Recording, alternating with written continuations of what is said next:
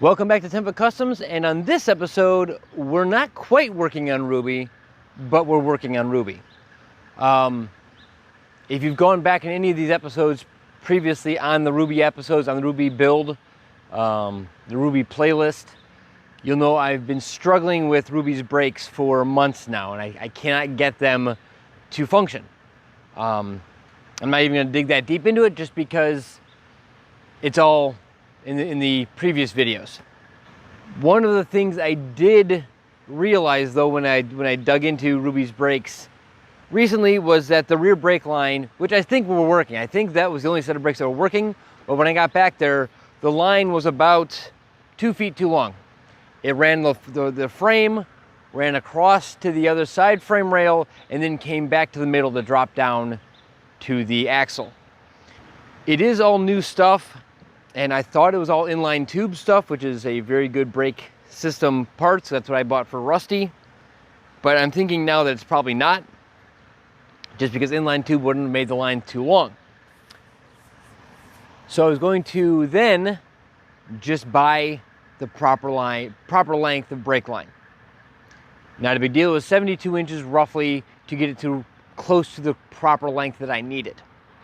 If you have priced brake line recently, the price of brake line has gone up. This is just 3/16 brake line, and it's going up quite a bit in price. And finding brake line that you need with the correct ends, I don't know if all cars are like this, but I do know Rusty and Ruby are like this, where one end is one thread size fitting, and the other end is a different thread size fitting. And you can get adapters, you can put adapters and everything and make them and adapt them out, or get sections of line to adapt things to different things, and it's doable. But, and I'm not even against it. I do it. I've done it. Ruby's gonna have some of this. But it's so much nicer if you can have the correct ends on your line. The one side's what you need, the other side's what you need. It's done, it looks clean, it's finished. I would prefer that. Doesn't always happen that way.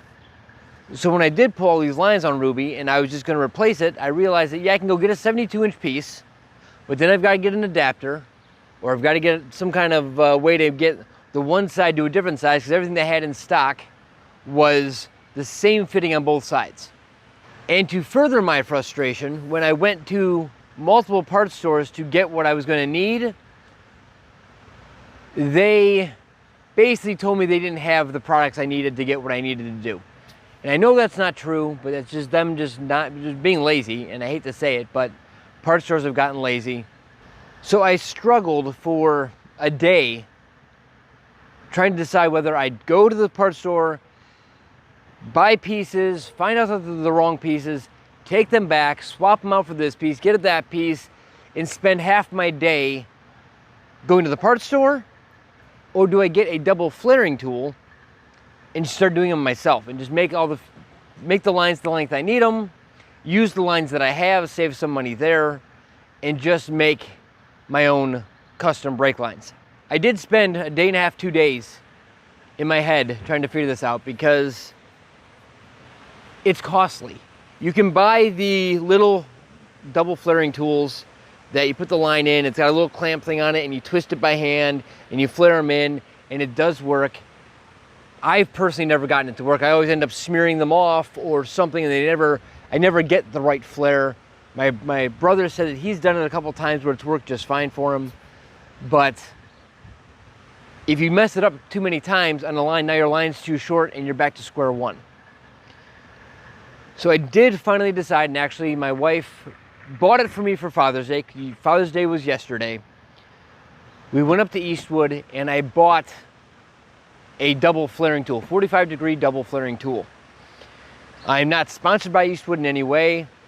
So what this review is going to be is unbiased. I wouldn't tell you to buy something that I didn't believe was a fantastic tool. And I thought this was a fantastic tool. I did shorten this line yesterday. This is the side I shortened to, and it is a perfect flare. And I was surprised about how easy it was.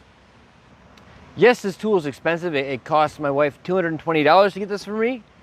But after using it yesterday, I think it's worth every penny.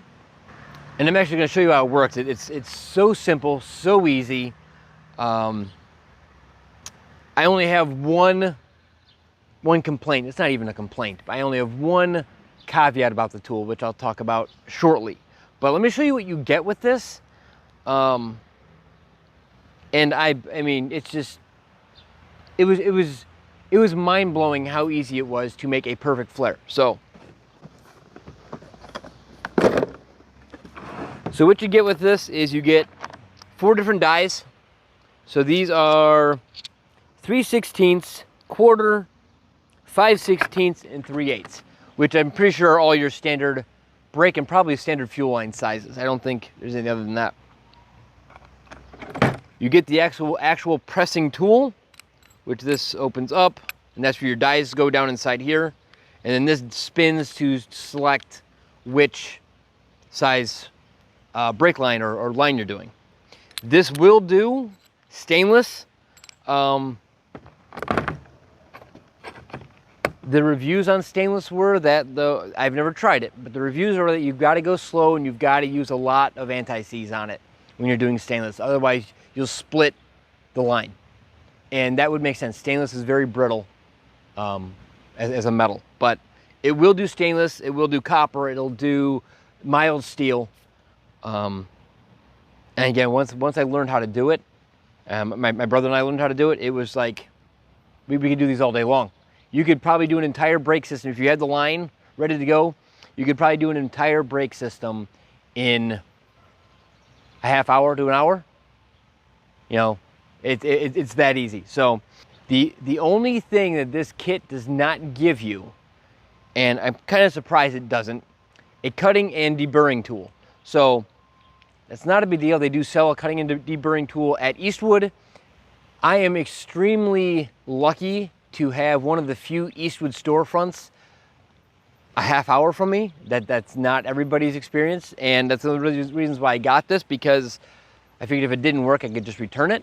And that was one of the big reasons that told me I could pull the trigger on trying to buy it, because if it was garbage, I could just return it. There's these things that are on Amazon, but you never know the quality, and then you got the hassle of returning them. So, but I digress. Eastwood does sell a cutting and deburring tool. This is not it. This one got, I think, from Lowe's. You can get them from Home Depot. Most auto parts stores sell them. It's just a basic tubing cutter, and it works perfectly. So let me get this set up, and I will show you how simple this actually is. As I was saying before, I have one complaint about this system, and it's so minor that it doesn't really make that big of a deal, but it does require a fixture to hold it. So in this case, a vise. I don't know if they make something else that Eastwood makes to hold the fixture, but it needs to be in something to support it. Like I said, in this case, and yesterday we used a vise and it worked fantastic. So it's not a big deal. It's just kind of interesting that it's not designed to, you could bolt it to a table, which would be really nice. There's a hole in the bottom, but it's not threaded. But if you could bolt it to a table, that would be great. Now again, they might make a fixture that does that. I haven't looked into that. They may make something that goes to a table that you can put this in, and maybe they make it for more than one of their tools. I guess I should probably look into that. I'm going to look into that. I'm going to bring you in close on here so you can kind of see what's going on. I do have the 3/16 die for the 3/16 line. To prep this line, I'm just going to cut off the end of what I've got here because I'm not going to be using this. And we'll just cut a section of it off. And if you've ever used a pipe cutting tool, it's just a twist and turn, tighten, and turn, and eventually it'll give you a nice clean cut end.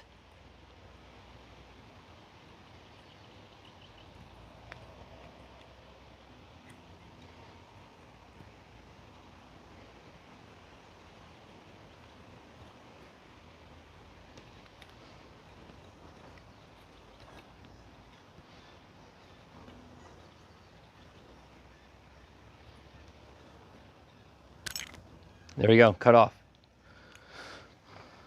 This tool does not have a deburring tool on it, but because I'm just showing this for demonstration purposes, I'm not that concerned about it. I'll show you what I've got so far. So you can see right there, we've got a nice square cut end. And again, I could take a deburring tool in there and open that up just a hair bit, but again, demonstration purposes, not that concerned, and it'll be just fine. So now I'll bring the camera in close to the tool and I'll set it up. So I've got you in there pretty close on this. And the basic first start is you open this up and open the clamp.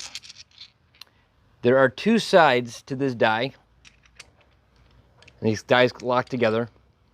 There's a flat side, which I'm not even quite sure what we use that side for yet. I'm sure it's for something. And then you've got this tapered side. The tapered side is the side that we're going to be using. You're going to put your line in.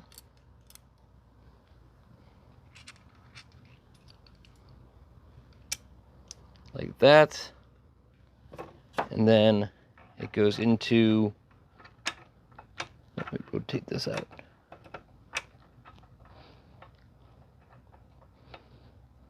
Come on up. Like that.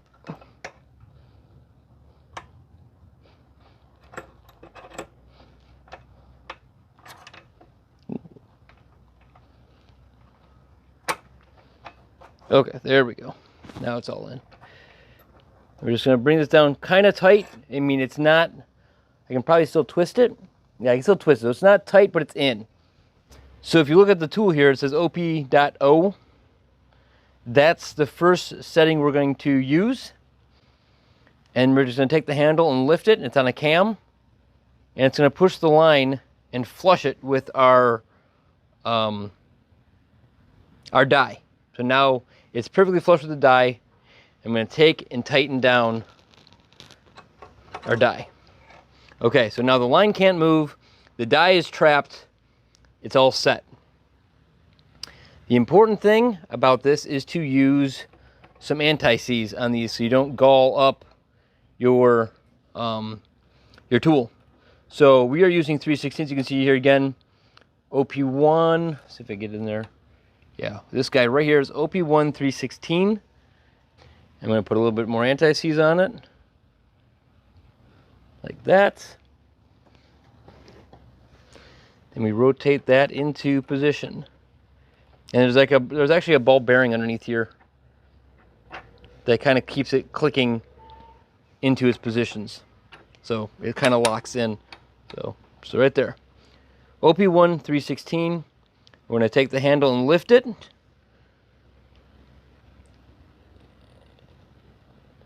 And there, it kind of get pushed and then it stopped. So that's it. And that's done with that part. Now, all we do is rotate it to OP2, which is this one here, which is 3/16 and a quarter. We put a little anti-seize on there.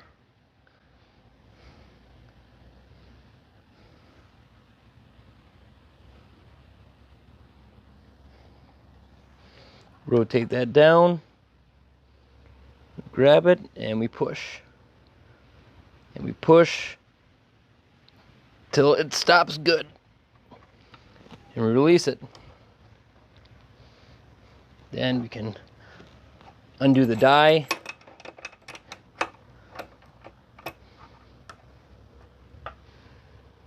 If I wipe this off, and there you go. It is a perfect double flare. Just don't forget to put your end on, because that kind of sucks when you get it perfect and you realize you didn't put your threaded fitting on. But if you did forget and you gave yourself a little bit of extra space, then you can cut it off and put a new one right back on. So that's it. I mean, how awesome is that? And that's it. That's simple. The tool is amazing. I mean, I don't know how you can get any easier of doing a brake line than that. And you can buy spools of line off Amazon for, I think 25 feet was like 24 bucks of mild steel, and stainless was like 40 bucks of stainless. And you can almost do an entire vehicle with that. Again, the tool up front cost is a little much, but fittings are readily available. You can put whatever fitting on either end that you need, and you can make whatever brake line you need. And it's so easy and perfectly custom to your vehicle. So again, I'm not sponsored by Eastwood by any means, so I wouldn't be saying this was a great tool if I didn't believe it wasn't a great tool. So with that, I'll let you all go, and I'm going to get back to actually working on Ruby and installing the brake line that I just made and see if I can actually fix her brakes now. I've got a whole bunch of things to test to try to solve this problem with her lack of brakes. So thank you all for watching. Please remember to like, comment, and subscribe, and I hope everybody has a great week.